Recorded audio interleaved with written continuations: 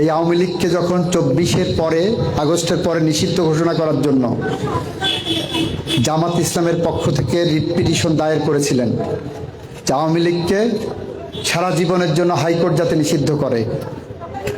আমি attorney general ছিলাম।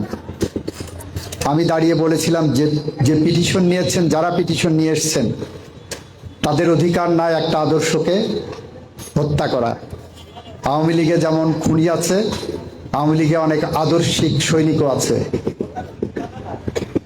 সেদিন আমি সেটা আওয়ামী লীগের রেজিস্ট্রেশন বাতিল করার জন্য হাইকোর্টে বাধা দিয়েছিলাম। কারণ আমরা চিন্তা করি আদর্শের, আমরা আদর্শকে হত্যা করে কোনো রাজনীতি করতে চাই না। আজকে একটা বিতর্ক তৈরি হয়েছে, এখানে উনিও কথায় বলেছেন 71 না 24, 24 না 71, এরকম একটি স্লোগান, একটি মহল আনার চেষ্টা করা হয়েছে। আমরা এই ভূখণ্ডের রাজনৈতিক ইতিহাসের দিকে তাকালে আমরা যেমন 52-র ভাষা আন্দোলনকে ছোট করে দেখতে পারি না, আমাদের কাছে 71 আমাদের গর্বের ধন।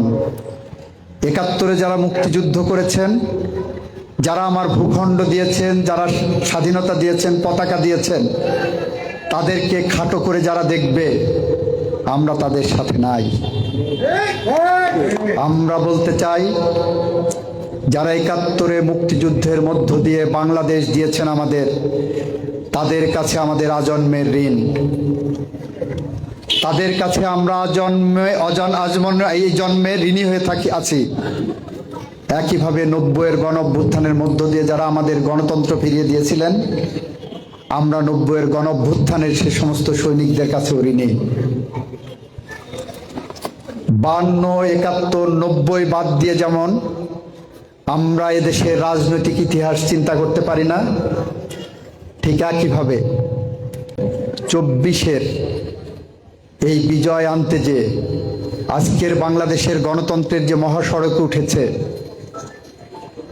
এই বিজয় আনতে যে 24 সালে যারা প্রাণ দিয়েছেন, আপনারা দেখছেন 24 সালের জুলাই মাসের 16 তারিখ থেকে আগস্টের 5 তারিখ পর্যন্ত এই 20 দিন সময়ে 1400 মানুষকে হত্যা করা হয়েছে। আপনারা দেখছেন এই 20 দিনে 30,000-এর মতো মানুষ পঙ্গু হয়েছে। তাদের প্রতি আমাদের বিনম্র শ্রদ্ধা আছে।